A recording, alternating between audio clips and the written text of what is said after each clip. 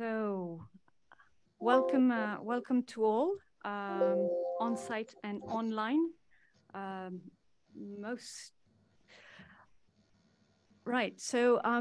name is Anne-Laure Kadji. I'm a project manager of TRAIL, which stands for Trusted AI Labs.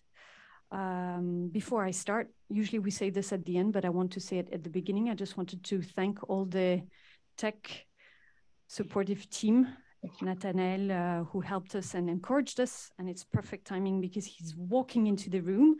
And Alexander Vika, Alain Coletta, Robin, thank you very much, all of you, for your help. So before we start, I just wanted to give a quick introduction of what TRAIL is all about. Basically, TRAIL gathers all the French-speaking universities and 4 research centers that have a competence in digital tech, Senaero, Multitel, Ciris, and CETIC. And basically, the rationale behind TRAIL is that we're stronger when we stick together, especially in a strategic domain like AI, and we need to be stronger in Europe. TRAIL has 3 impacts. The first one is to form talents in AI. The second one is to have a socioeconomic impact. And the third one is an international outreach. And actually, the objective of today is twofold. The first one is we wanted to give the opportunity to our young researchers who are starting to put their outputs on the factory to be able to present their work.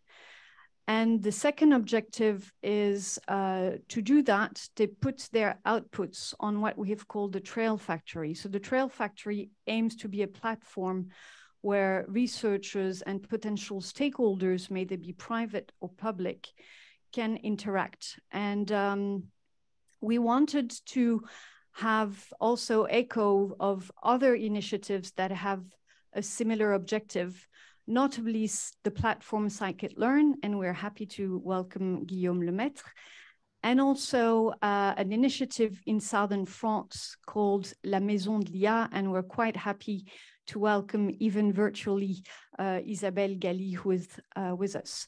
So without further ado, the first part of this event will be about introduction of some research results. The second part will be the presentation of the platform Scikit-Learn and Maison de l'IA, actually the other way around, Maison de l'IA and Scikit-Learn. And then we'll have about half an hour roundtable on these initiatives. What are the challenges? What are the advantages? What are the concrete outputs? And for this, we are happy to also have Jimmy Fréture with us from Inside, who will give the insight, without trick of the word, of the firm on this issue. So if I could now call Danny. So Danny Manja is a young researcher TRAIL from Université Catholique de Louvain, UC Louvain. He's specializing in advanced traffic analysis methods to improve urban mobility. He holds a master's degree in applied mathematics and is pursuing a doctorate in artificial intelligence and signal processing to provide effective tools for better mobility policies and planning. So helping us build a better world. The floor is yours, Danny. Thanks. Hi, everyone. Thank you for letting me presenting the Aptitude Toolbox. I'm here. I want to show you not my latest research, but mostly a toolbox that we have developed to answer a certain need during our research, and that we hope will be also useful for other researchers, also the community. So the toolbox Aptitude, can we, which one? Yeah, this one. Yeah. So we are working in computer vision, and actually when we started our research, we wanted to compare several methods. What happened is that we noticed that actually not every framework was up to date, and actually we can't blame them. The advance of AI is actually quite fast, and it's really hard to keep up to date. We also noticed that when some innovators would come and ask us, okay, we want maybe to use an AI model, actually training a model is actually not affordable for public hardware. I'm talking more like about citizens or young entrepreneurs that want to use AI in computer vision. Now, we also observed, because we were in the scope of multi-method approach, that people that would come to us would have, let's say, a narrow mind about the broad range of technique that actually image processing and computer vision has. So yes, we don't always need deep neural network to solve every problem. So with these facts, we started the aptitude toolbox, and we wanted it to be scalable and modular. So what it consists, it's actually a collection of standalone implementation of state-of-the-art detectors and trackers. So it's scalable and modular. So actually adding a new algorithm is quite straightforward. And actually we aim that, for example, if a Belgian researcher or any researcher wants to put its model, he can do it quite easily. It's also multi-paradigm and multi-framework. So multi-paradigm, okay, we don't spell it, we have the image processing and the deep learning models, but also multi-framework, because we support TensorFlow, PyTorch, OpenCV, and so on. Also, we wanted to have custom models for the community, custom models for today traffic analysis, but it can grow, and we can target other use cases in the future. Now, what are we using today the aptitude toolbox for? It's mainly for benchmarking new methods. So again, at the genesis of our project, we want to compare which methods are suitable in which context, in which use case, and under which constraint. Also to transmit some pedagogical notes and as a form of either technical report or blog towards companies or the public. What we also want to provide is a tool easy to use, so that any let's say innovator can develop a computer vision application. Here, I don't want to show you the results. Maybe it's mainly to show you a little bit what our benchmark would look like. This is actually from our technical report. You can already see that if for the people that knows, here we only compare deep learning, but already if you want to compare YOLO v3, YOLO v6, and so on, you need a multi-framework tool. In the next presentation, it's actually our custom model that target the detection of cars and their tracking in an urban area. So we developed it on a custom data set, and it's available to use in our aptitude toolbox.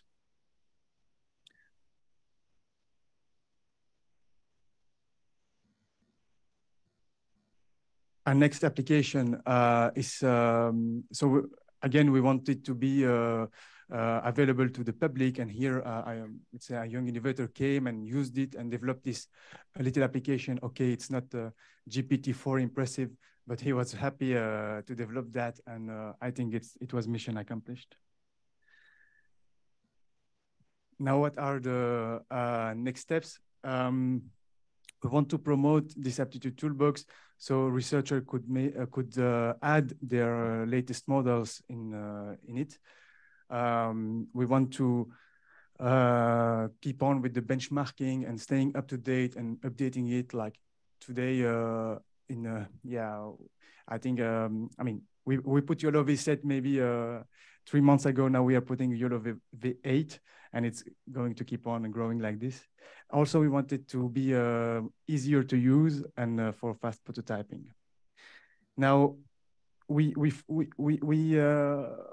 had some obstacle, or we are having obstacle and some concerns about the researchers that I feel we should address before scaling this embryonic work.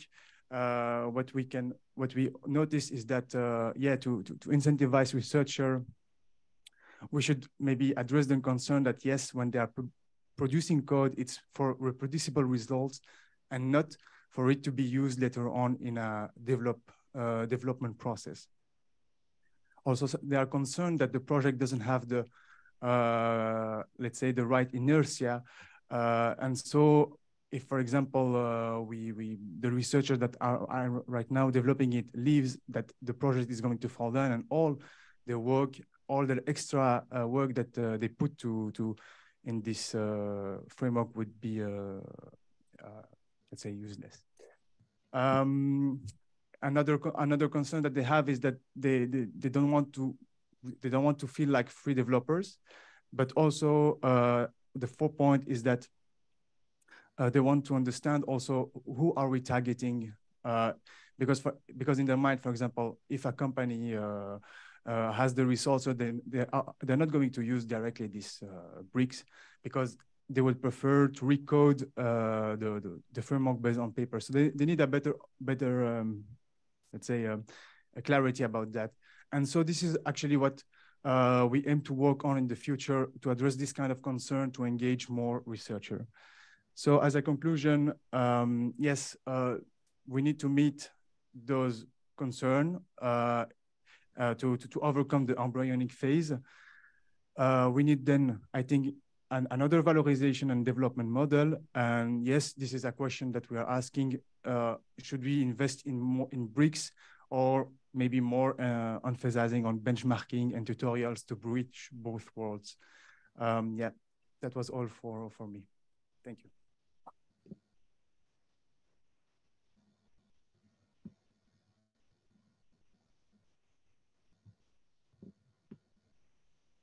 Thank you, Danny. Actually, we have more time because we were going to have a 20-minute break for sandwiches, and we decided to do it the other way around. So we can either take some question now, or you can hold on to them and we can have a session on question of all 3 presentations. Maybe we can do this. So we'll pass on.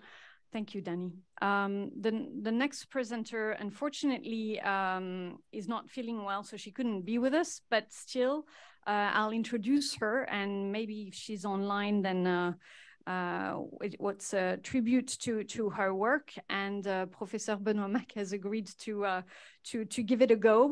But so the brick that you will hear about now was conceived by a team of different universities and also the research center Multitel. The lead was Charlotte Nartegail. She's a young researcher of trail from the Université Libre de Bruxelles. And after a master's degree in biomedical sciences at UMons and a master's degree in bioinformatics at ULB, she embarked on a doctorate on the application of artificial intelligence in the service of medicine to elucidate genetic disease, So Benoît will have a go now at introducing. Except if she's online. I'm not sure. Okay, she could make it. So I will explain you what I understood from our last Berlin workshop. So you know, in Trail, every year we organize a workshop, a 2 weeks workshop, and the last workshop was in Berlin. And so we gather together many researchers to develop a common tool on different topic. And one of the topic that was the next one will be in Nantes, for those who would like to go in Nantes and join the team. It's very interesting because every researcher are gathered together with their own tools, and they address a big challenge together. And out of the challenge, they provide some bricks, some new tools for the Trail Factory. And one of the target here was a target addressing active learning. So you know what is active learning? We have plenty of data. We need labels to make the AI models running. And the good approach, the modern approach today, is to query in an intelligent way the data. If you have a model, the model, when you train the model, you can pick randomly data and label them. But after a while, the model itself can understand that some data are more interesting to label than other. So there are different techniques to do it.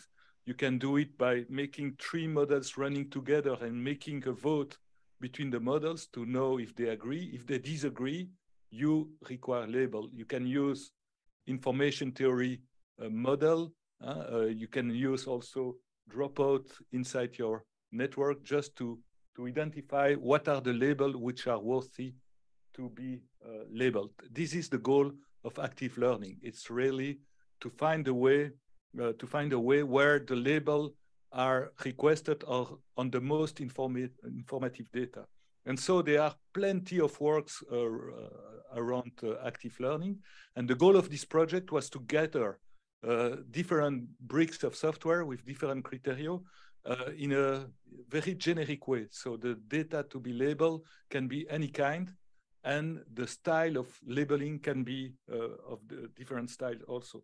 So I will not elaborate too much about how they did it, but they developed this set of tools to have a kind of automatic choice on the best active learning procedure for a given data set and for a given model.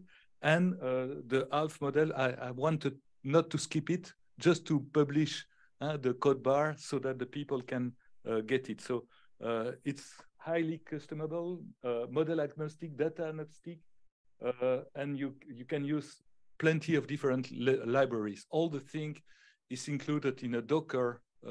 It's Dockerized, and so it's really a brick that can help people to enter in the field of active learning. So I jump the demonstration, and I'm inviting you to scan the ALF code bar so that you can get this set of tools. And now there is an extension on ALF for active learning with knowledge distillation. You know what is the knowledge distillation? Huh? When you have a big model, very expensive, very well trained, you want to create a new model with reduced complexity, which is close to the big model. The teacher model is the big one, very well tuned, and you have a very small model. Small is beautiful with less consumption. This is the teacher. Danny, you can comment more because you know more than I do. And there, the goal is to optimize the student model to be as close as possible to the teacher model. But there also, the data to be labeled to fine-tune the student model can be found through an active learning process. And so ALF has been extended in a teacher-student relying on knowledge distillation of the teacher to the students. And the way the labels are requested for the student model has been also optimized, and a set of tools have been assembled to succeed the challenge. So the two challenges are quite similar, because aptitude, it was about tracking, computing trajectories of moving objects. And the team of Danny has put several bricks together to get a nice assembly of existing detection and tracking algorithms. And this assembly was shown to be implemented in an IoT environment on Raspberry Pi and things like that. It's not only working on GPUs, but also on smaller devices. And here it's about active learning. And I think it's interesting that they've extended this active learning on a knowledge distillation framework, because it's opened the doors to implement the big model in smaller model, and how to label the data for the smaller model is also a very interesting question. I hope that if someone in the team, because I was not at all in the team, I was just in Berlin and listening the feedback of the team, I hope they are happy with my presentation, but I don't know. If someone has to say something more on this presentation, do not hesitate. Okay, thank you very much.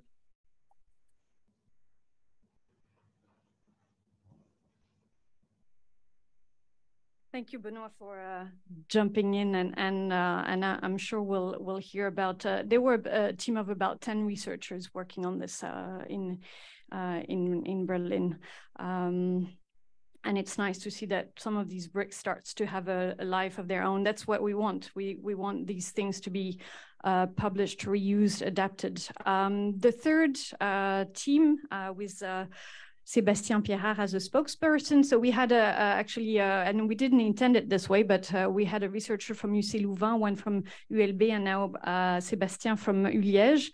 He has a degree in engineering from the University of Liège, as I just said. He specialized in video analysis and interpretation with a particular focus on human motion. They are detecting when we're tired and all these kind of interesting things.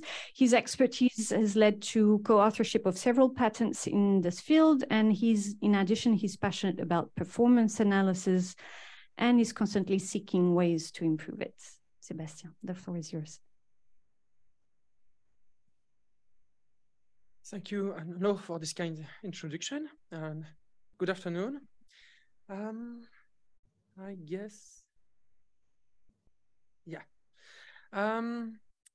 So today I will present a really nice work that we did with 8 researchers from 3 universities in Belgium. I will present both the work and the brick that we added to the Trail Factory. So our goal is to introduce a basic building block that will allow people to go beyond the stage where they just train a model in the lab using as a machine learning techniques or deep learning techniques. And because, even if the results are promising, usually there remains a lot of things to do to have systems that work well in the wild. So all along this presentation, we will have a friend. The friend for the example is this nice autonomous car. So let's start. We dream of trustable systems. What does it mean? If I tell you that a system took a decision with a certainty of 60% or 99%, you will certainly agree with me that it's not the same at all. This means that if you want to trust a system, you need to have access to its uncertainties. So our car says, I need to compute probabilities of the various possible decisions given my observations. So these probabilities, in technical terms, it's posteriors. The possible decisions, it's the hypothesis, and the observation is called the evidence. Second, we dream also of interpretable systems. So it turns out that all posteriors are always relative to a certain domain. What does it mean? A domain, you can see it as a distribution of all cases that can arise. So we make the distinction between 2 types of domains. There are the source domains, for which it's possible to obtain data and to train models. And there are also the target domains, in which those models are then used. But usually, it's impossible to predict the target domain when we train the models. So this reasoning about domain is really a cornerstone if you want to interpret correctly the posteriors and to make the right decisions. So here on this slide, you have this autonomous car saying, my developer chose an arbitrary domain to train me in the lab, but I'm driving in another one. Third, we dream of reliable systems. What does it mean? Simply that we want systems able to adapt on the fly to changing domains without retraining them. And you see on the graph on the left that if the target domain is too different from the source domain, there is a huge performance drop. And to avoid it, we want techniques that we call on-the-fly domain adaptation.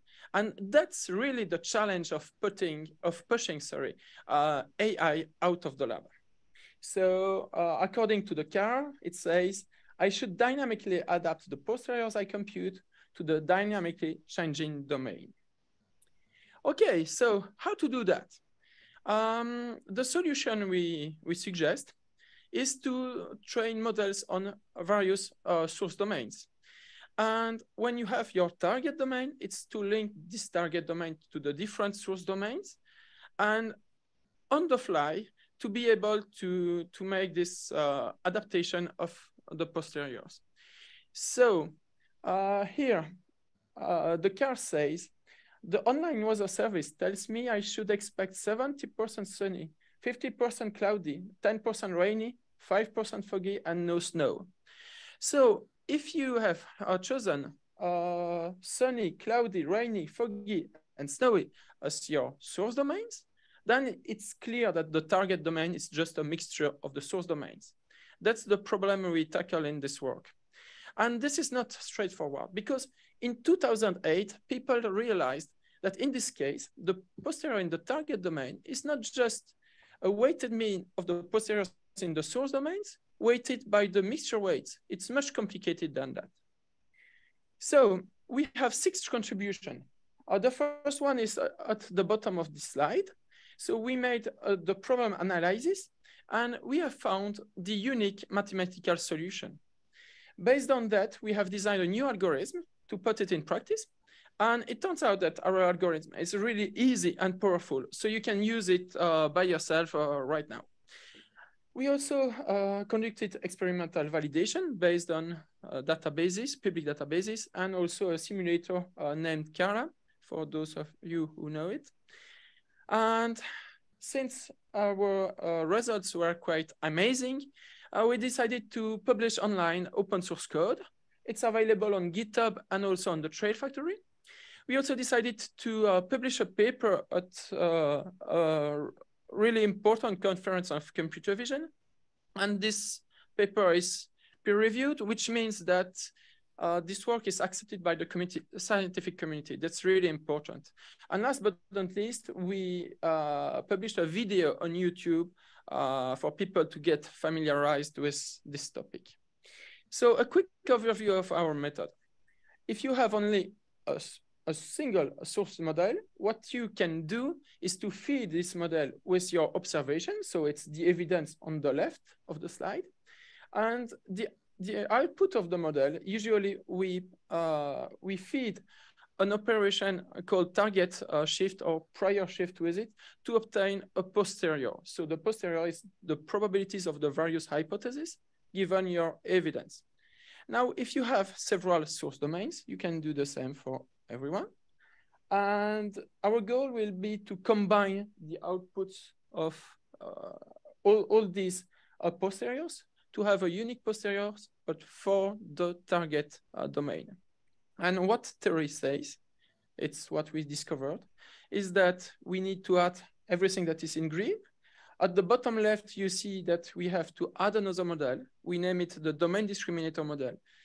Basically, it aims at giving the probabilities that your sample that you take from the target domain can be issued from the different source domains.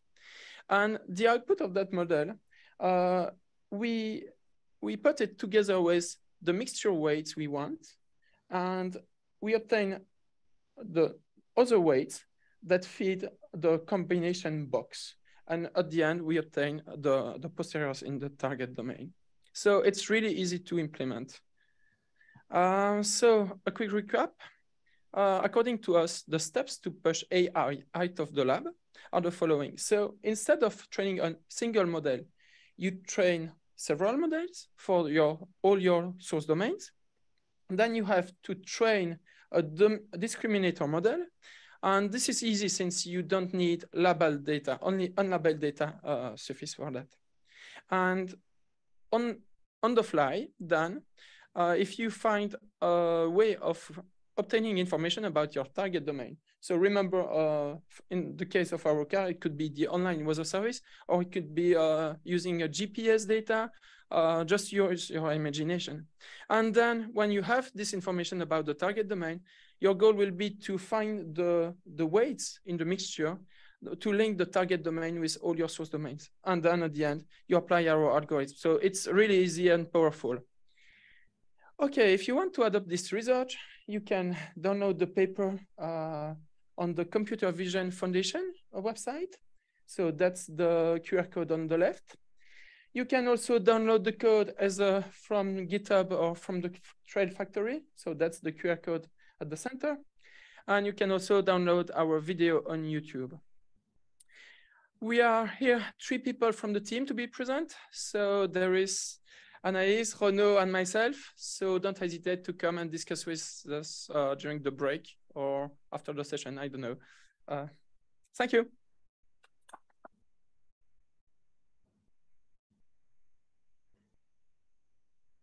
Thank you very much, Sébastien. Well, I think we could take the time just to stick back to the initial planning for those that are attending remotely. We say we would start with the sharing of best practices with the platform Scikit-Learn and Maison de l'IA around 2. So we have 15 minutes ahead of us for questions. I don't know if there are any questions on the 3 bricks that were introduced. Okay. Okay.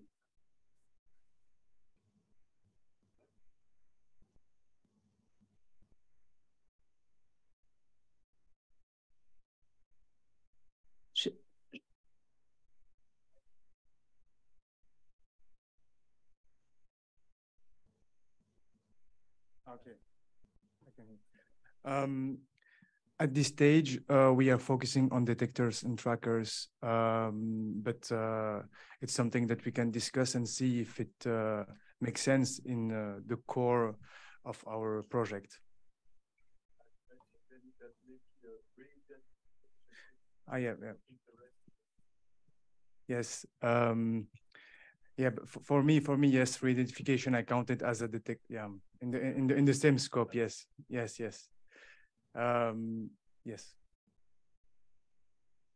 Maybe for them, I have a question or a general comment. I would like you to comment a little bit the steps of developing. So you have the algorithms, then you test different things on data set, then you put the bricks that you have developed in a container, which is a Docker container, and then the whole is published, and other people can test their own way because they have the Dockers and they don't need any library or anything is there on the shelf. I would like to know if there is also an interest of such an approach, not to be tested outside, but to bring on other hardware. And I'm really thinking to IoT or small platform like Raspberry Pi or small GPUs with portable devices. Is there also an interest to be containerized in such environment? Sure, and actually there is in the pipeline of our work, we are embedding the aptitude toolbox in a Jetson, which is a lightweight hardware. So yes, it's definitely of interest, and we wanted to make it the more portable possible. So does it answer the question? Oh, okay. I don't know if there is other questions. I had one for the team of Sébastien, actually, from a non-AI specialist. I was wondering, you mentioned source domain, and you mentioned the issue of the weather forecast. How actually do you select your source domains? How do you and what are they? Okay, I guess the easiest answer is if you ask different people to go out of the lab and to collect data, they will not come at all with the same database. I mean, for autonomous car, if you collect data in the US or in Europe, you will have really things really different. If you collect data in a town or in the suburbs or nearly in the nature on a track, it will be completely different also. And you can also choose to collect data when it's sunny, when it's rainy, when it's snowy, and so on. So you will end up with a lot of different databases. And the question at the end is, should I put everything together in one database to have only one domain? Or is there an interest to keep all those databases separated, to have different domains? And what I show you is that this gives you the flexibility to tune in on the fly in real time when the car is driven to tune the behavior of the car to be optimized with respect to the current domain.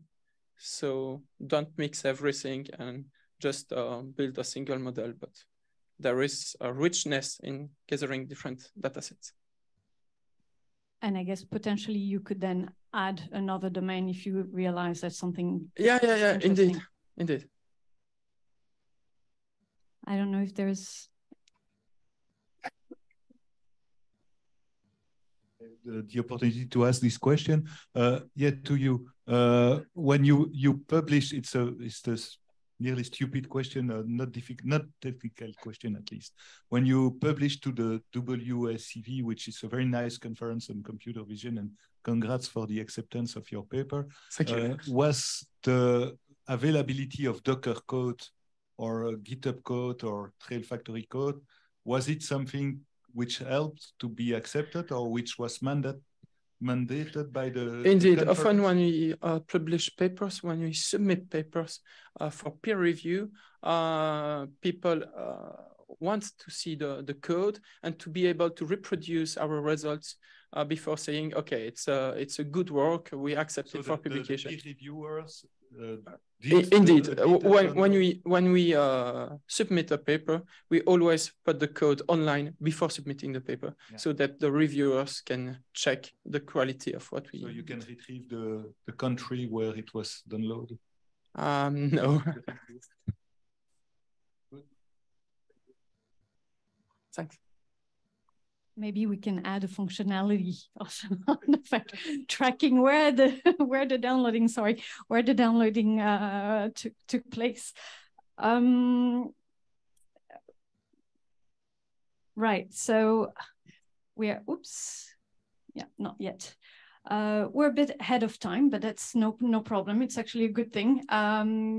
So now I would like to welcome Isabelle Galli. Thank you for being with us. If I'm not mistaken, from the south of France. I don't know if you're home currently, or yes, you are. Okay, great. So I would like to present Isabelle. So Isabelle describes herself as an AI evangelist and an ecosystem activist, and I think that today we actually need both. She graduated from the University of Côte d'Azur in international public and private law, but very quickly she entered the domain of tech and innovation, because when she worked at a law firm, Fontano, she was entrusted with legal issues related to innovation, information technology, and digital technology. She co-designed a MOOC, massive open online course, that's called l'IA pour tous, AI for all, which was quite a success because over 60,000 people enrolled to that course. She also teaches notably at the Sorbonne Law and Innovative Technologies. She's a founding member of the Hub France IA, but today she's with us as the director of Maison de l'Intelligence Artificielle, as I said earlier, and we're very much looking forward to hear what you can tell us about this initiative in bridging, in a way, the Valey of Death, or making sure that people are not afraid of the technology, but actually adopt it, because the technology that's not adopted doesn't function. Thank you very much, Isabelle. The floor is yours. Thank you. Just a second, we're going to do a quick sound check, because the sound has to come out from the screen where people can see you. I'll switch off my microphone. And you are putting my PowerPoint on also?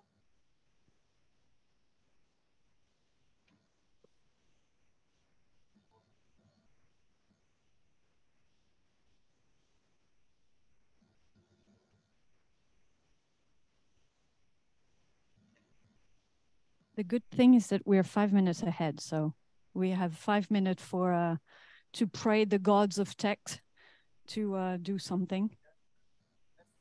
Marvelous, not even 5 minutes. Thank you so much. Not anymore.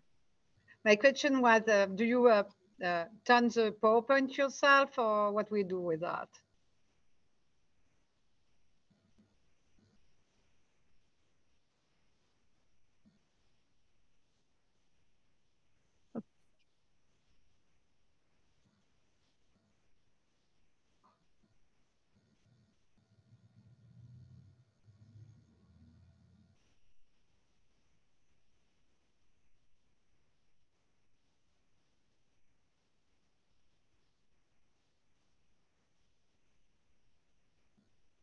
Mais ça n'est pas relié à ça, je crois. Je crois que c'est relié à... Hein?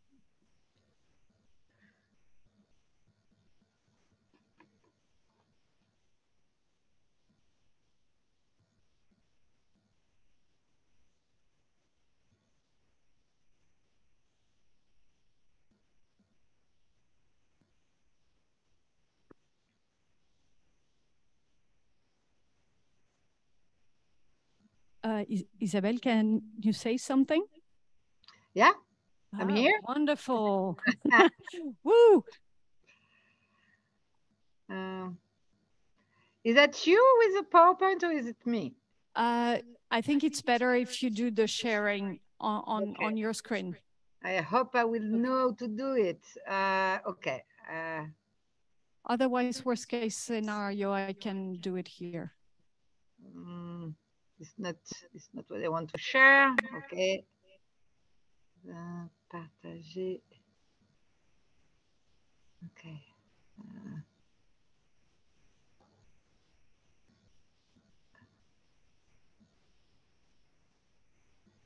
It works. Perfect. Thanks. Okay, because it works? It changes because I don't see changing the PowerPoint. But is it working on your? It's working. Okay. So first of all, I want to apologize because I am not with you, and I would love to be with you, but the connection between Belgium and France, and especially south of France, because between Brussels and Paris is quick, but between Nice, where I'm based, and Brussels is much more complicated. I should have taken 4 days if I wanted to come to be with you at that moment. So really, I'm sorry about that, and we will do better next time, I'm sure. The second thing I want to thank a lot, Nathanael Ackerman. You are lucky in Belgium because you have this guy. We had the guy before, and he has done a wonderful job helping the ecosystem of AI to develop. So really, you are lucky. Nathanael is the guy you should have in your ecosystem if you want to success in AI. And I want to thank Anne-Laure Kajik, who asked me to be here. And really, I'm happy to be here. So I'm not a tech girl, as you have discovered with my bio. I'm not a tech girl. I'm more the girl, usually, I work in a lawyer office. I'm more this kind of person telling you, you are not allowed to do something. And I was not happy to tell startups, you are not allowed to do something, or it will take a long time to get into the process. So I changed. I become what I am today, an AI activist, ecosystem developer. It was very important for me that startups, that ideas, that researchers could find a way to develop. And what is funny is that today there is a petition, a call from some scientists who want us to stop or develop an AI, any development more powerful than GPT-4. They wanted to ask us all to stop our development. To be honest, I fight against that. I fight against the idea that artificial intelligence is only something who could be dangerous for humanity. Really, I fight against that. And in the contrary, I am the head of the Maison d'Intelligence Artificielle. And this Maison d'Intelligence Artificielle is a super initiative. Really, it's a great place. I'm very happy to have that job because I just had it 3 months ago. So I'm super happy to have it. And it's an initiative from the Département des Alpes-Maritimes. You know, the Alpes-Maritimes is on the Côte d'Azur, and the president of this institution, Charles Ginesi, had an idea 3 years ago that all the population must be acculturated to artificial intelligence. So he built this house. It's a huge place. It's more than 700 square meters. And everybody could come here, even Belgian people, if you want, could come here and discover what is artificial intelligence. So we are cultural school. We have a lot of kids, and if you visit, you will see there's kids everywhere, mostly from middle school. And our aim is to acculturate 75% of middle school at an artificial intelligence. We acculturate also professional, not the tech one, you know, the non-tech one, the one who will be the user of those technology. And we acculturate also the general population, especially the oldest of the population, because now, you know, the parents have to work longer, especially since the last law. So most of the times kids are with their grandparents, and the grandparents have to answer to questions like, what do you want to become later when you will grow up? And if the kids say, I want to educate a robot,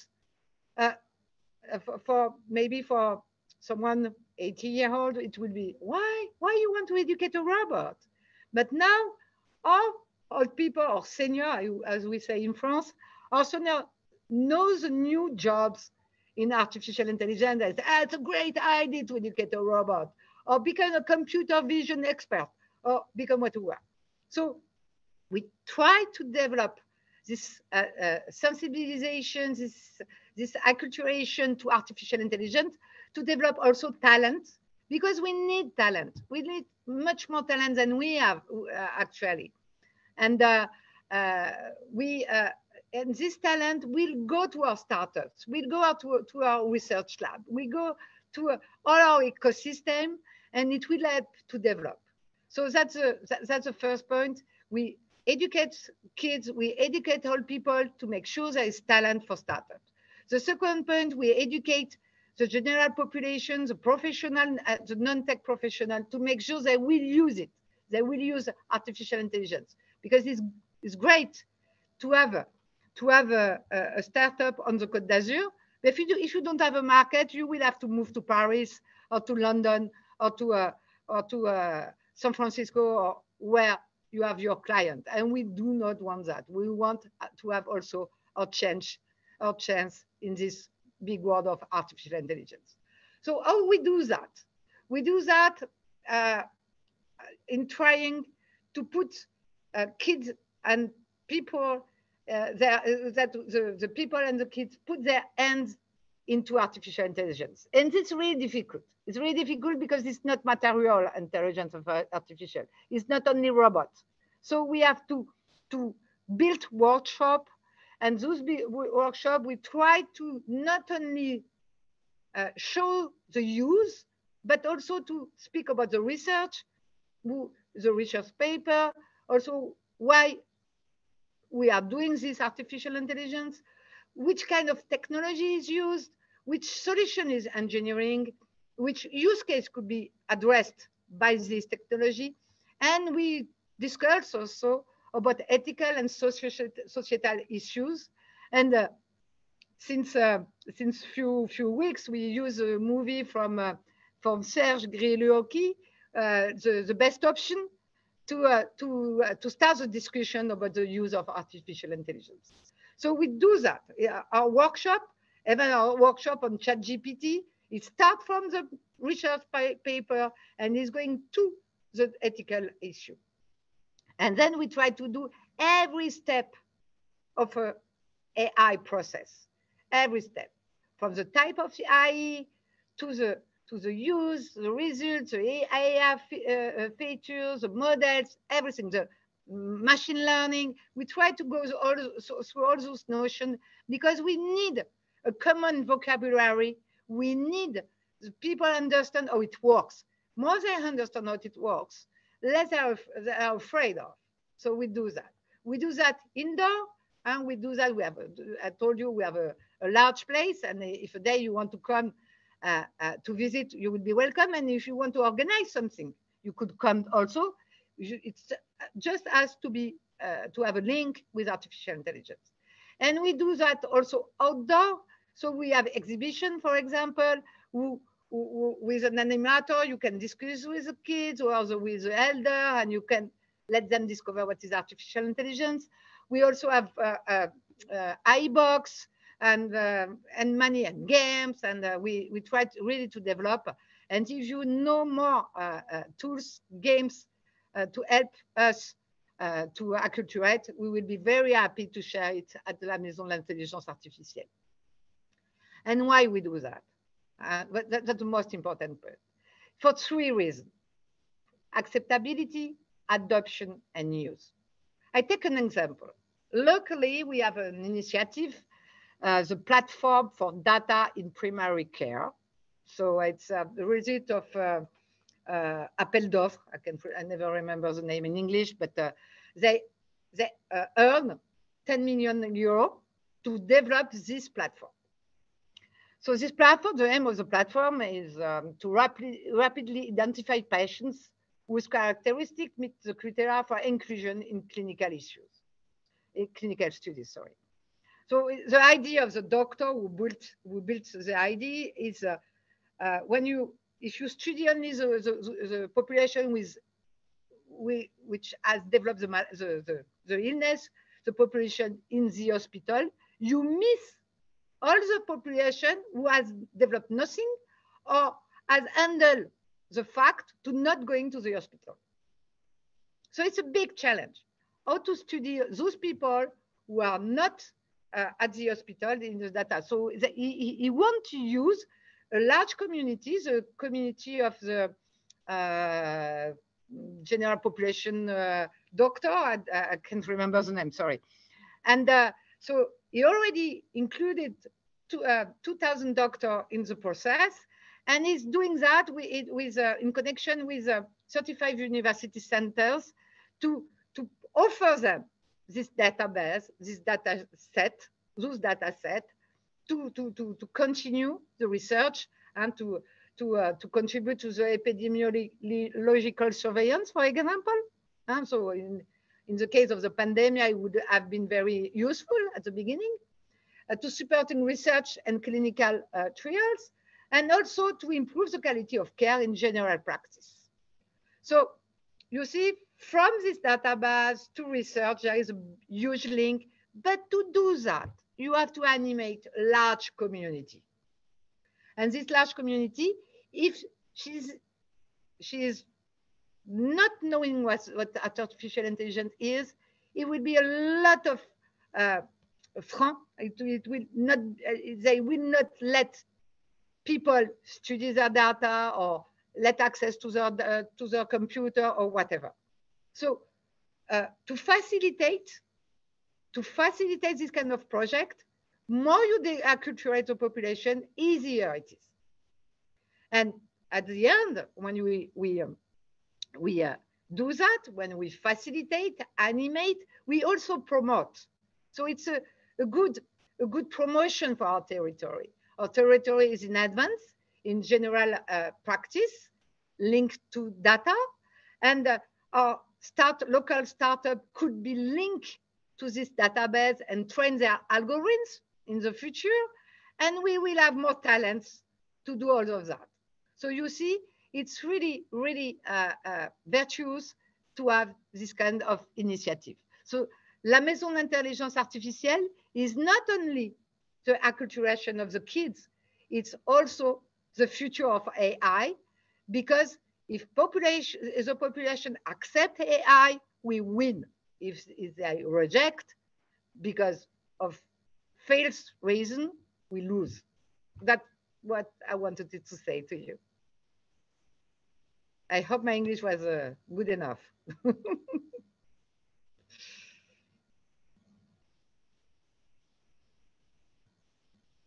Thank you very much, Isabelle. Is it okay now?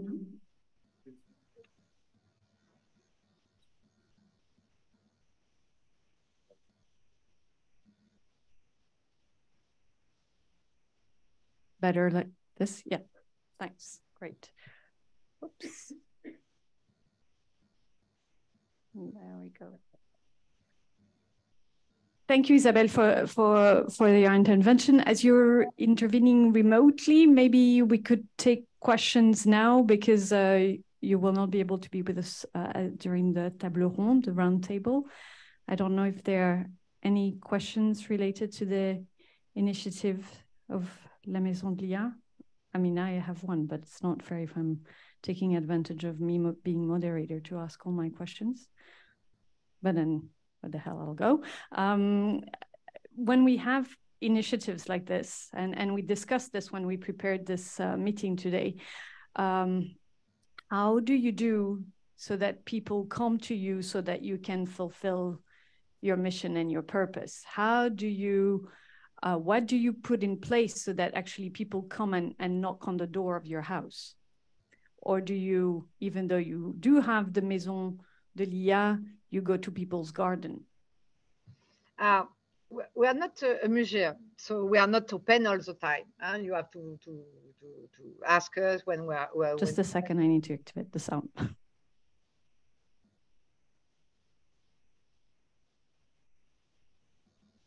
You can go. Okay. So we are not a museum. We are not open to public. But anyone who call us, we are open to them. So we plan. Sorry, Isabel, can you start over? Thanks. Okay. So we are not a museum. We are not open to the public, but everybody who call us and want to do something linked with artificial intelligence is welcome. So we have an agenda, and we put we put the date in. The way we acculturate people is really simple. We have this exhibition. We go to every school, and we already have done 50% of the middle school, and we go to every middle school, and we go to the library, and we show what we do at La Maison d'Intelligence Artificielle. And after that, we train some professors, and they become animator, and they understand more artificial intelligence. And they could do the animation in their school, or they could come with their class to our place. That's for the scholar, for the school. And then we have the professional. The professional is more difficult. It's really more difficult. My strategy is to speak to every HR and to tell them, okay, you want to go to transformation, to adoption. We can be an innovative lab. We can share the place, and you can do ideation and whatever, you creativity lab, whatever. So we multiply AI lunch, breakfast, AI conference, whatever. We try to find a way to have more and more professional from traditional economic sector to come. It's much more difficult than before COVID. Before COVID, you just start a MOOC, and you had people to watch it. Now people, they don't want to be in front of their computer. They want to come to a place. They want to have human to discuss. So it's a bit more difficult. And the last point is a bit difficult. It's also our startups to attract them, because they have to do business. So we have a big event where you came. It's a World of IA Festival in February on the Côte d'Azur. So it's a big event where every startups from all the world are coming, and they do the job for us as our ambassador. Is that it was your question, or I miss it? No, it was exactly my question. How and so what I can gather from your answer is that it's much more, it's easier with public actors or schools, or where you can much more difficult to go and fetch private actors. And this is why we're actually pleased that Jimmy could answer our invitation and to have one rep from a firm when we have our discussion around the round table. But thank you again for joining us. And we, who knows, we're always looking for places for the summer workshop. We might stay tuned. I know that Benoit is in contact also with the whole ecosystem in Sophia Antipolis. So thank you very much. Thank you. I would like now to welcome Guillaume Lemaitre. We're very pleased that Guillaume could travel from Paris to come with us, because nowadays traveling from and to Paris is kind of heroic. Actually, you succeeded where Charles III failed in a way. So Guillaume is a research engineer at the Scikit-Learn platform that is a consortium of the INRIA Foundation. As you probably know, INRIA is the French National Institute for Research and Digital Science and Technology. Over 3,900 researchers, so we feel a bit small now with Trail. He holds a PhD in medical imaging and computer science, and today we are happy to welcome him as a core developer of the Scikit-Learn and Imbalance Learn project. And as Guillaume can stay with us for the roundtable, maybe after for questions we can answer them when we have the roundtable. Guillaume, the floor is yours, and I'll. Fine. Hi. So yeah, my name is Guillaume Lemaitre. So I'm usually doing talks which are more like technical rather than like over like let's say around the project and stuff like that. But Anna asked me like what would be interesting is that you come and you present like how Scikit-Learn just evolved from like the beginning until like where we are now. So I was not really there at the beginning, so that's why I wanted just to show what basically I am like so I started around 2017. I was in PhD. I was working inside a contribution project to Scikit-Learn that didn't have anything to do, but we wanted to be compatible with them. And once that I finished my PhD, then I joined basically the team at INRIA, where I have at first like half of my time working on Scikit-Learn, and then he become like full time. And then we started like a foundation, which I will come back afterwards on this point. And nowadays we are like a team of, so we are not 2,000 people working on that. We are 4, 5 maximum, and that are inside the foundations that sustain basically the project. But I will come back as well on that. We are not, it's not only us, it's more than that. But in total, we are not as well like a lot of people. So a couple of numbers just to see that Scikit-Learn is kind of like a standard, let's say in machine learning when you do tabular data. So nowadays we estimate that we have around 1 million users, unique users on the web page every month. Okay, so it's a type of statistic that we could collect. And on the academic side, the paper that is linked with the development of Scikit-Learn have around, so now it's 46,000, but if you check now on Google Scholar, should be 75,000 citations basically. So it means that it's both used in academia and industry. So how did it start? It started like that. No, so the person here is David Cournapo. So he started doing his PhDs during a Google Summer of Code. So he's like 3 months internship. He started modules inside SciPy, which is like Python libraries for scientific programming. And the idea was to do like a couple of things around like machine learning and something like this. And actually he completely failed. I mean, failed. After these things, the project, the module was like, didn't develop anymore. Okay, so it's just like, that was how it started. How it just evolved afterwards. So I don't remember what time was that. Should check Wikipedia, it's written there, but maybe 2007 or something like this. And then in 2009, a team in Paris, at INRIA Paris, which is called Parietal, that is interesting about neuroimaging, said, okay, we need some bricks of machine learning as well to do our processings. And instead to start from scratch where we are, there's already something in SciPy there, so let's ask if we can just contribute to the project. Where it comes is that some of those people were already knowing like the SciPy, I mean, the Python ecosystem. So they knew that something was existing, they already knew people. So they just go and speak with people and the right person. And then like at INRIA, they had a couple of postdocs, they are 1 engineers and they start to work on that. And the idea was, we need that specific, at the time was called super vectors machine.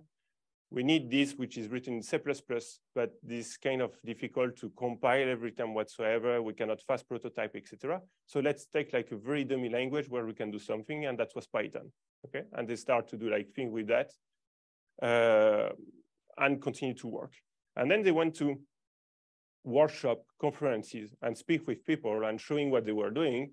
And people were more or less interesting. And for instance, you get feedback saying, oh, your examples are good, but actually, if I'm a user from these other things, I'm not interested about neuroscience, I'm more interested about like data for applications. So it's opening kind of like, let's say you update basically what is the purpose of your library. So it's just like open and saying scikit-learn should be at that point. I think they decided that it should be like broad enough such that you can do like several applications and not like a specific one. And then you need to be like, as well, like you need to have documentation basically to show to people. And a year later, so it's like at least like 2 years afterwards. So at that time it was called NIPS, but now it's like the NeurIPS conference. They decided to organize basically a code sprint there. And like people came and like start to have like, I mean, they all gather around and they say, okay, we work on that specific things. Some other people work on these other specific things. And actually it's how like the idea just like come and then like you just contribute within like a common platform and common idea. And so those slides, what you have to know is that it's from one of the creators of scikit-learn. So it's Gael Varocco.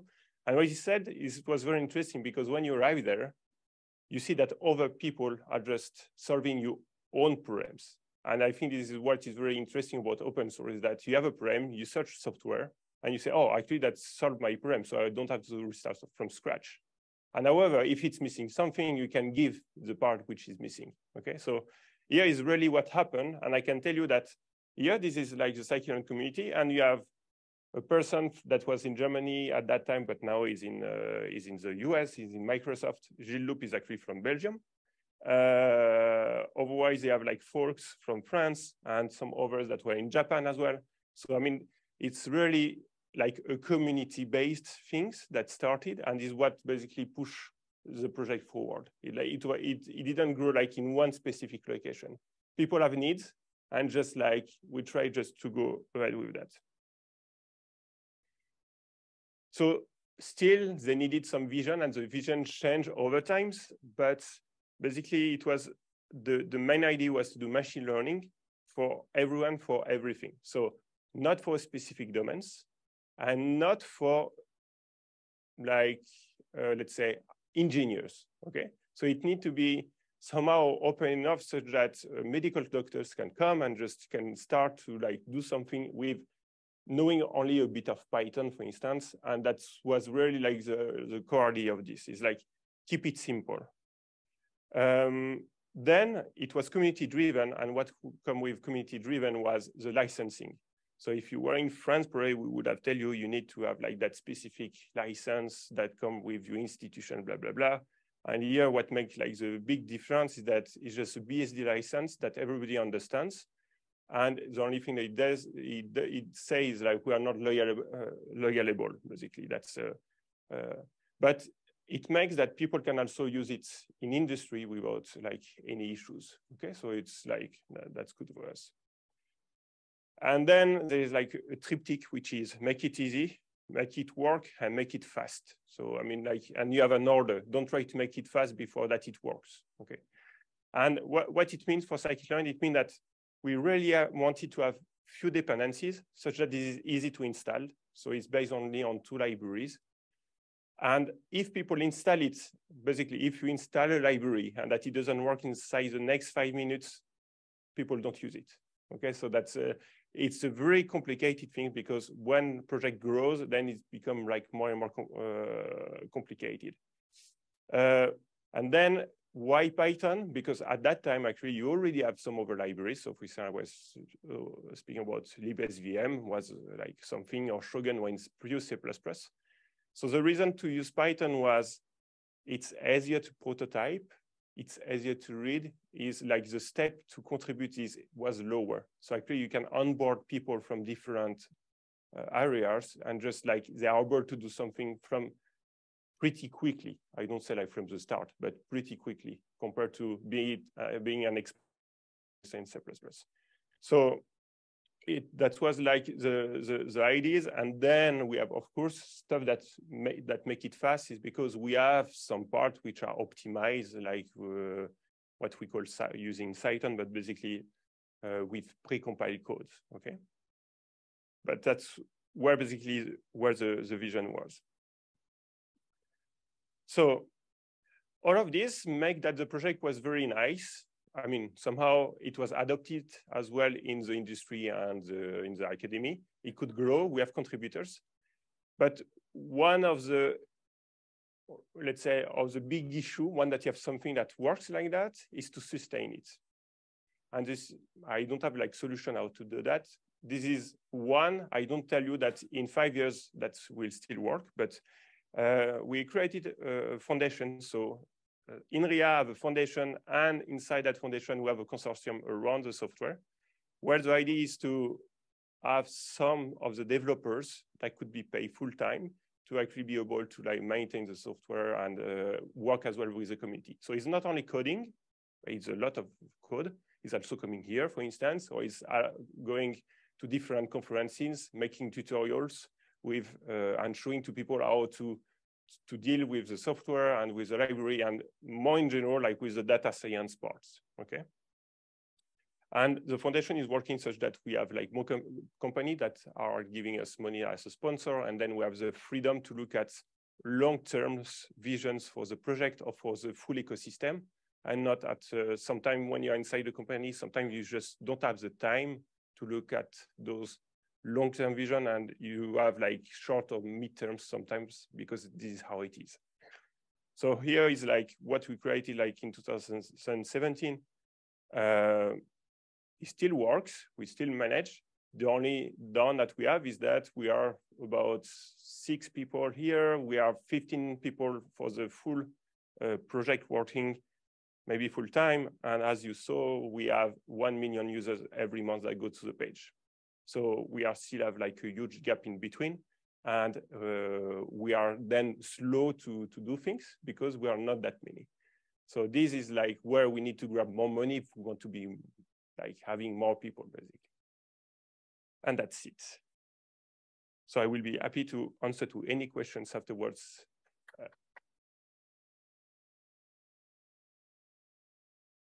And technical one if there is any as well. I mean, that's. Thank you very much, Guillaume. And so if I could ask Jimmy Friture from Insight to join us, and Jean-Christophe Depré from CETIC, and Nicolas Point from Multitel. Are there any questions, or we take yeah, we're afterwards? going to do it at the round table. Okay. Yeah. And if it's okay for you, Alain, to keep track if there are questions online, that would be great. Thanks.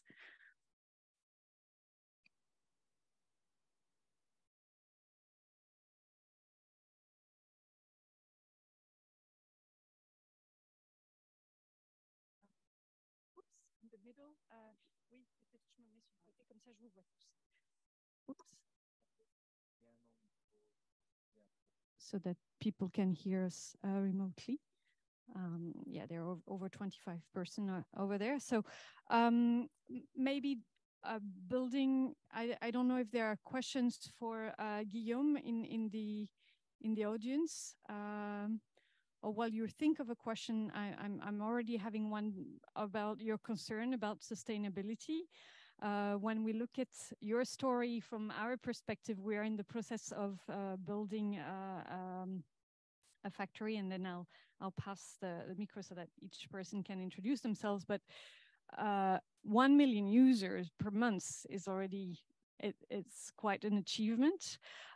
Is there not the possibility in the sustainable issue to kind of capitalize on this aspect about the fact that your platform is so popular? Or and the other question is about, among these 1 million users, are they requiring a lot of work from you, or can they come and find what they want to do and then go away without you having to do any follow-up?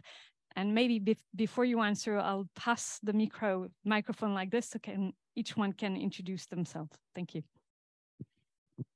Okay, so, so my name is Nicolas Point. I'm from Multitel, which is working with participating to the Trail platform. And I'm also in charge of a sister platform, which is called Cyber Excellence, which is the same kind of thing, but for cybersecurity. And so I'm in charge of, with my colleague from the CETIC, to the secure aspect of the platform, which is rather important in both cases. Cybersecurity, of course, but AI also. Hello, I'm Jean-Christophe Depré from CETIC. It's another research center here in Belgium working on software engineering aspects. And so we are in the context of the Trail and in particular of the ARIAC project, we are putting together this software factory. And it's somewhat, it takes back a bit to its roots to a European projects that I coordinated on quality of open source, actually, back in 2006 called Qualos, where we did investigate some, well, you experimented by doing it. We were experimenting by looking at many projects doing it way back when. And we did realize already at that point in time that, of course, you've got the technology. That's one aspect that's important. But if you just focus on that, you realize that company will not just integrate your software because they look at risk factor of the evolution of things. So it's not because things are great now that they will evolve well in the future. That what makes sure that they will evolve well in the future is the community and how the community works. So that's the risk factor that companies looked at, and so we'd be happy to discuss that also. So hello, my name is Jimmy. I completely agree with what has just been said. So I'm more in the industrial side. I work for Inside. That's a spin-off of UCL, but it's a privately owned company. We work on two different sectors, so both pharmaceutical and energy. And so we are more user and developer of AI systems to work on those two sectors with applied mathematics, optimization, etc. But so definitely to me, one of the key when we talk about open source and Trail Factory, but also scikit-learn, etc., it's the community that is behind, because indeed, even if the software is working well and properly, what we need in the industry is maintenance. We need to be able to leverage on those pieces of software for a long time, or long term, because we don't want to do the maintenance on our side. And so that's really one of the key elements, I think. Yeah. So just to answer like to those things, to the two things. Sorry. So if you are a private company, basically you have the software, then you have a contract, then you have, I mean, enforcing that you have the maintenance, and is what doesn't happen with the community. So I completely agree on the fact that if the community is not big enough, or if you cannot trust it, then you don't want to just use it, because I mean, you never know. So regarding like the original questions, if we have 1 million of people and then they come and they ask us stuff, so usually it's like people come and they complain because it doesn't work. So we need to solve it. And we solve it at the speed of how many people can contribute. And sometimes other people want to contribute, and then we need actually to read what they do and know if it's a new feature, if it's worth to have it here, if it's in the scope whatsoever, or otherwise it's like, okay, does it fit and solve the problem that we wanted? So we have that, and we do that, and anybody can do that. That's the purpose of the open source things. The only thing that doesn't go with it is like how much time, and we need to prioritize depending on the resources that we have. So we need to see if things come, I mean, if we have an issue and it come back because it's always like everybody has the same problems, then this is worth doing. If it's like one user somewhere, then it's like, okay, sorry, so give us a fix. We'll look at it. If we have to do that, we don't have time.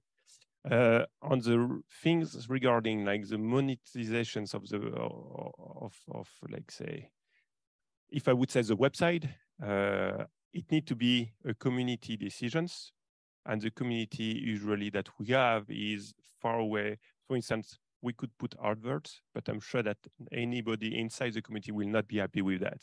Okay, so it's not like you need kind of an agreement around how you would do that. And in some way, I mean, then there's my personal opinion on that. I would consider that some part of the open source is actually like a common goose for everyone, and I would expect probably the states and like the public actors to be here to regulate what happened and maybe to re-put something inside the loop, but and to be able to pay. But that's my personal opinion on that.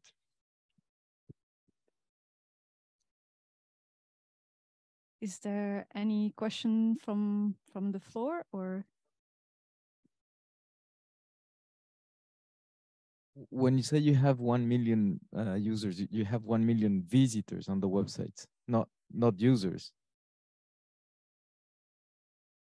So you have actually more users than, because if I visit the website, then I become a comment. I'm not gonna visit the website every time I use the tool. Yeah. No, I understand. No, but I understand that. Yeah, but I.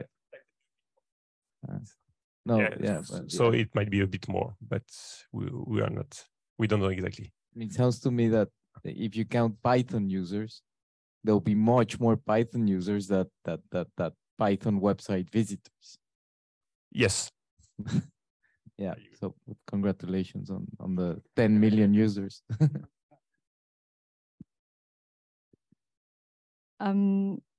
You were mentioning the fact that it's open source right now, and open source, open, of course, by definition, and the issue, how do you deal then with people that would want, for whatever reason, protect their data? May it be because they're private actors, maybe because the data is sensitive, and there maybe I will ask Nicolas to give his point of view.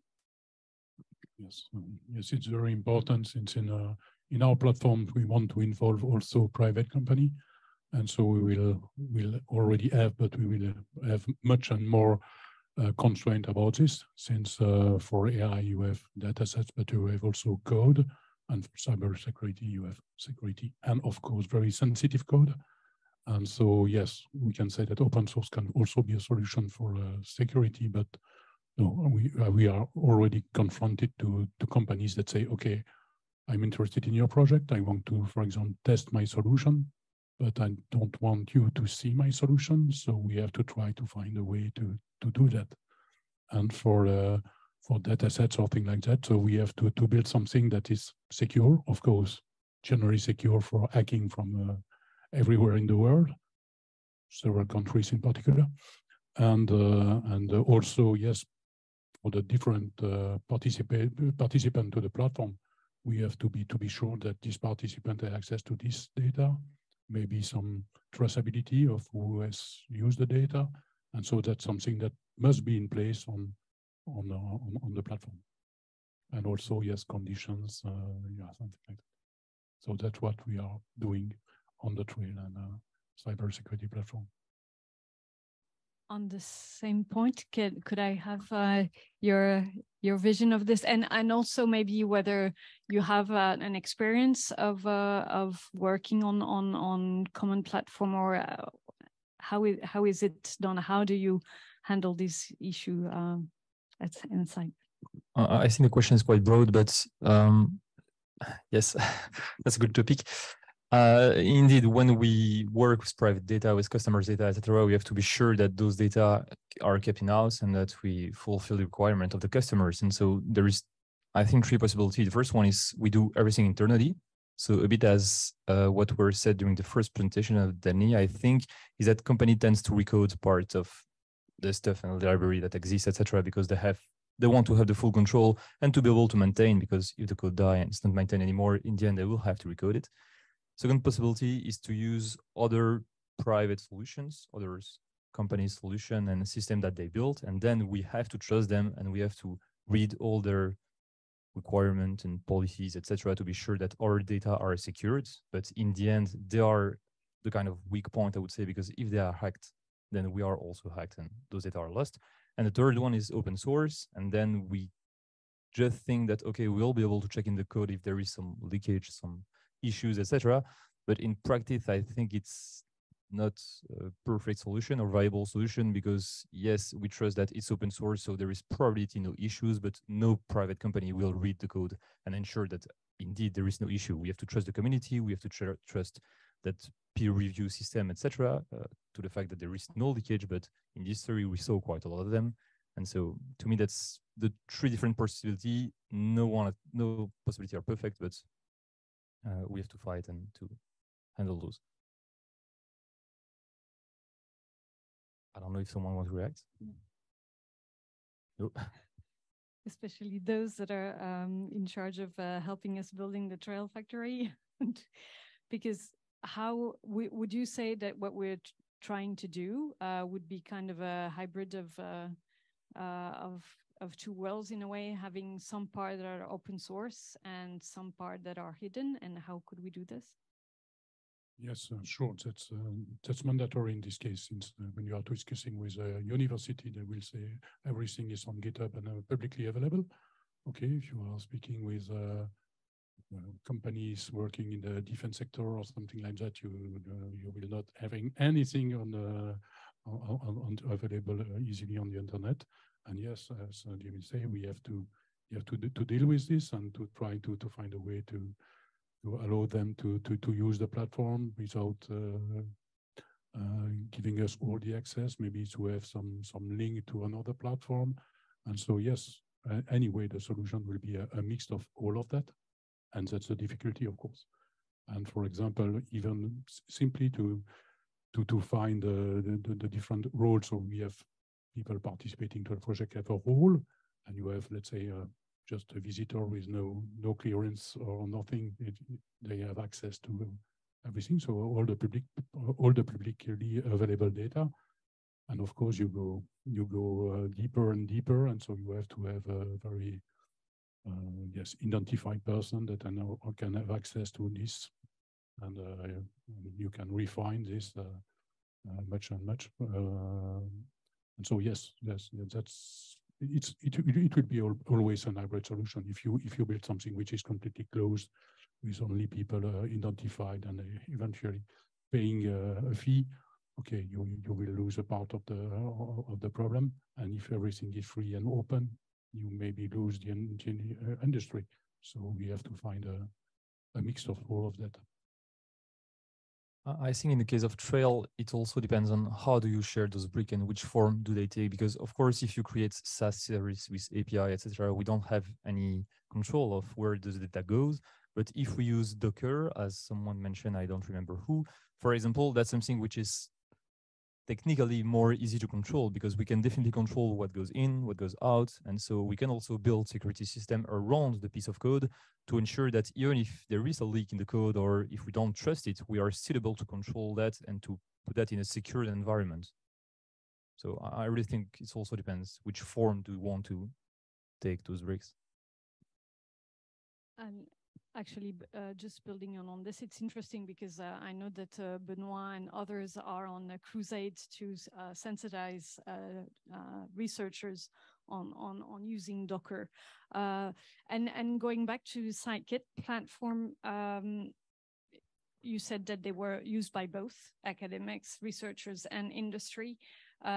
Were you able to have an idea, or did it started mainly with researchers and then the industry became interested in it, or was it kind of, it grew?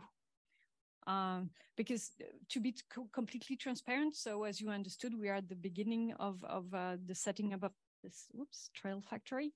And for now, we started with the researchers. So we opened it to the researchers and we haven't yet welcomed the industry in it, but it's just the artificial strategy that we, sorry.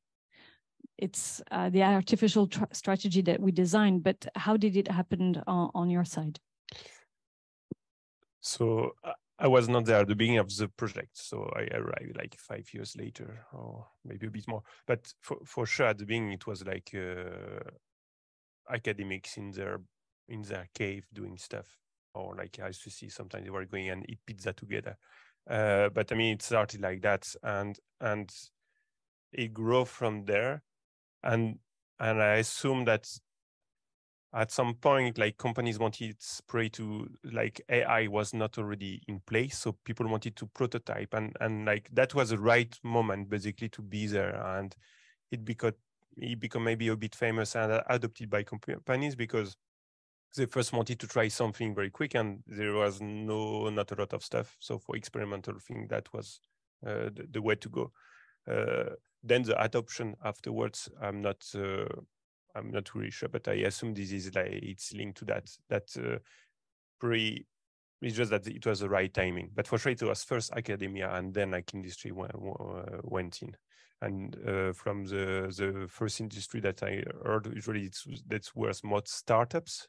So and maybe spin-off that come from university that are maybe more easygoing with the technology and just like try more things first, and then again, then I mean for sure, I'm pretty sure we don't have that much code in Thales, for instance, in France on the army, or like, I mean, I wouldn't be surprised. But yeah, I mean, I think that was a bit like that. Maybe one thing that I want to add here, it's somewhat something that I've not necessarily seen in other initiatives, which I find quite great in this project that we have, as much in the EI project than the cybersecurity one, is that we have identified some collective challenges that we captured from the industry by interacting with industry, that we kind of raised to somewhat to try to generalize them. And from there, we challenge researchers to come with their solutions, their AI or security solutions, to try to answer part of these challenges, so that we try to hook industry's interests. And so when we will open up to industry, at least we have some result and that we can show to them with regard to these challenges. I don't know how in scikit-learn how you bootstrap this, and I don't know if our approach will generate more interest than what I've seen in the past. But yeah, just to on this topic, so Gael always said just pull the information, doesn't push on people. So don't try to push basically your software to the people, just pull to understand what they need and then like answer to that.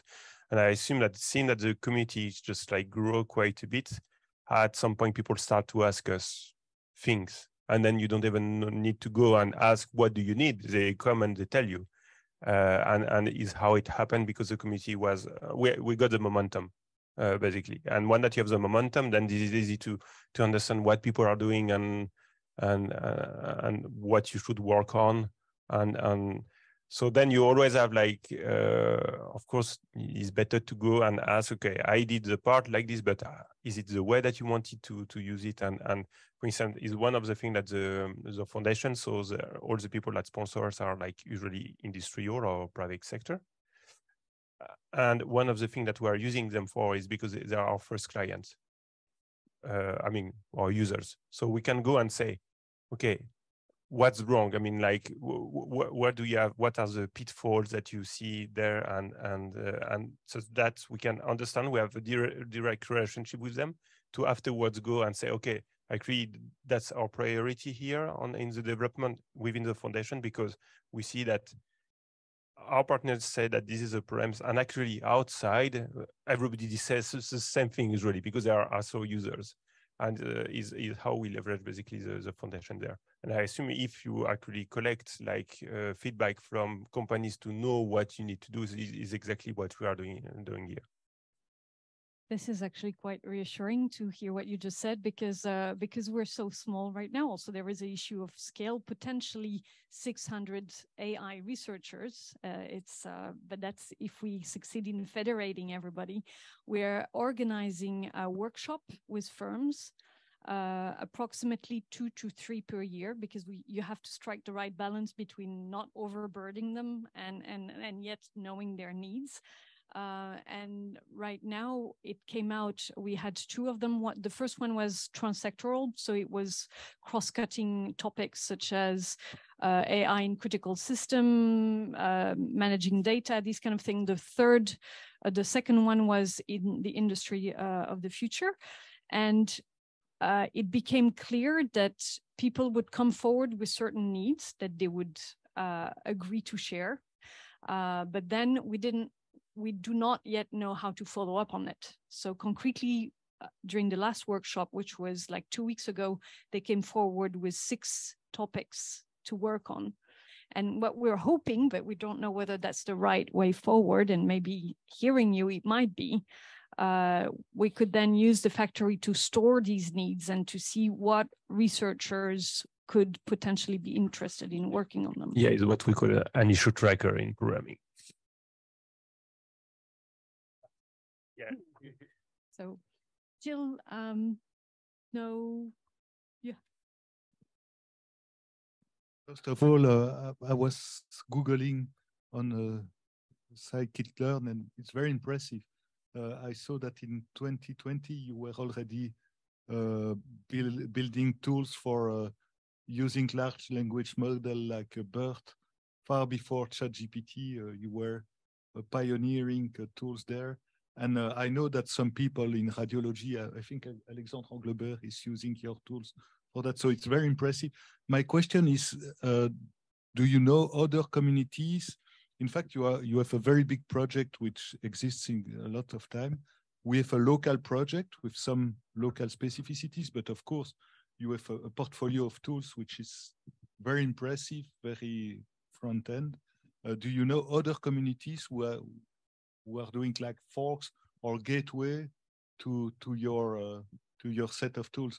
For us, it would be of interest to identify the most important open source tools repository and use the Trail Factory as a gateway for the local ecosystem, but bringing them directly to the right place at the right time, because we cannot compete with you.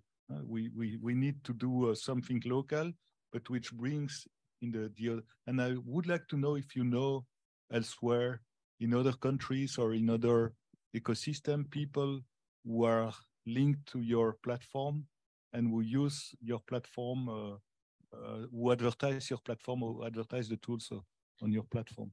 So the thing that exists in Python, so is usually, so you have the PyData ecosystem. So usually is whatever, like, the thing is that all developers that work, for instance, for scikit-learn, or knows the developer that work for NumPy, that knows the developer that work for Pandas, that knows the developer. Actually, that's the same family. I mean, it's not because the thing is open. I mean, people move anywhere, but somehow it's like you can be interesting about machine learning, but then because before the machine learning, you need data processing, and then you have like a standard for that library. Then developers need to go in a room at some point and speak together because they need to solve common problems. So there is like this PyData ecosystem where that is usually we see everybody in conferences and we discuss around those things. I mean, this is like things that are created at that point and discussion that are just created at that point. And then there's also things that are along that. For instance, there's a community called Python Scientific Python, which is exactly as well like retaking some of those people, but as well interesting in the academia part. So for instance, for reproducible science and things like that. So to know how this is organized, this thing is just self-organized. So it's a bit the chaos. I mean, like there's no organization. It's just that then there's like specific meetup conferences at some point where we go there and we discuss with people, and then is where basically we grab the things in common, and from there sometimes we have like a common platform where we have the backlog and then say, okay, we want to discuss that because, so for instance, I will take an example. You have something that is called data frame, which are like the type of data that we can put in. There's multiple libraries that use this with little divergence every time. So then like we have to put all the people together to say, can you just like agree together? And then now people just make a consortium, agree together and try to come with a common things. So it's like the need that trigger basically like that's those communities. But otherwise in sort of I mean, that's what I know about that. I mean, like. So there is an informal community which update and propagate updates around the different platforms. That's what you mean. Yes, there is not a body where there is somebody on the top that say, okay, we'll all go there. No, there is not an IETF like for the internet. No, there is not that. If I may maybe react with the industry point of view, you are quite at the center, and I mean, scikit-learn is probably one of the biggest library, and so you define kind of standards in a way in industry, or at least from our point of view, and that's why when we see other researcher who publish libraries, for example, XGBoost that you probably all know, XBART, ArtMath, FCAtMart, I mean, there is quite a lot. They all have a scikit-learn just API or way of working, and so they use exactly the standard that you define to be able to feed the model, predict the model, load them, etc., etc. So you are quite at the center. I mean, you are probably one of the biggest actor, and so to me, that's also important for someone who want to develop around that universe of machine learning, AI, to consider, okay, what are the main actors and how can we incorporate in the best way with them? Because once again, I think you said that we need to go fast and we need to test if something is working quite fast or not. And as every researcher already tried at least once scikit-learn or PyTorch, I mean, we can discuss a lot of them. We know how it works, how the framework is supposed to work. And so if we want to test a new algorithm, we just use exactly the same method, same framework, see if it works. If it don't work, drop it and we go to something else. Yeah, so to react on that, for instance, scikit-learn will provide tools to others to say, oh, you are certified scikit-learn compatible and you can use all the other things whatsoever. And so somehow, yes, scikit-learn came first. Can we have an API which, because it was thought to be simple, actually was that a lot of people just agreed that that was a good one and they went for that. And then is on the back of scikit-learn to say, so now we need to define the contract on how we work because people start to use it. So we need to define how it should work. And then we just provide back like the term of the contract such that people can develop new tools basically to contribute to elements which we cannot do because we have so one of the things that we define in scikit-learn is that we don't want buzz stuff. It needs to be 3 years old to have been shown that it is useful in industry before to incorporate it. There is sandbox somewhere where people can do things and they can just make it compatible and that it works with our other components. But this is like very important that one that we decide, for instance, you are speaking about XGBoost or LightGBM, which are very standard libraries.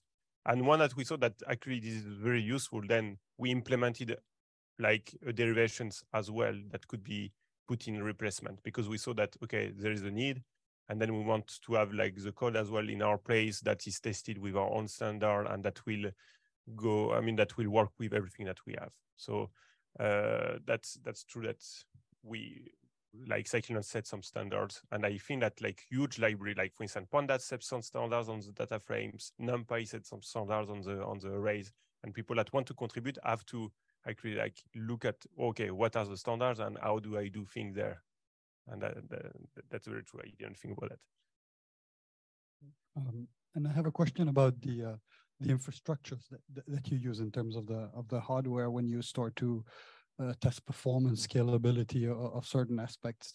Do you actually have access to a supercomputer, or you go out to the nice Google GAFAM to try it out, or do you have a Grid 5000 that provides you some nice resources? No, so first, the thing that we are testing is usually unit testing. So we want to be sure that the algorithm outputs the answer that we expect. So this is like we have a huge test suite that covers the code, and this we are based on.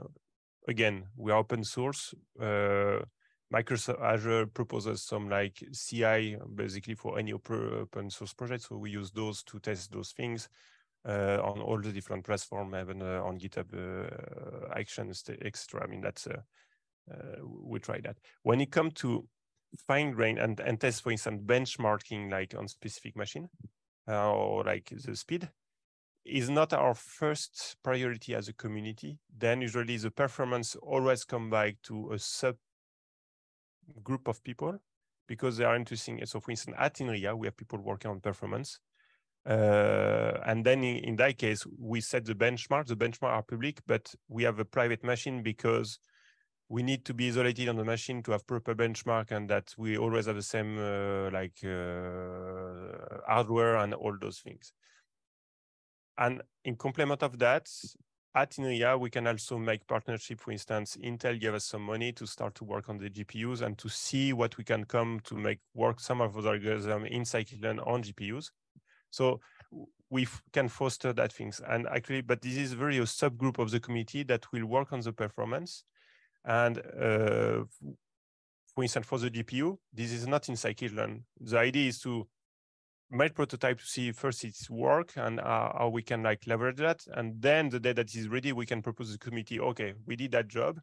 Can we think about like a plugin things that could easily make like a new implementation in without people need to do like so much? Or, but so otherwise we like, first, scikit-learn is not done for like huge data or huge. So we are limited to one machine with many cores.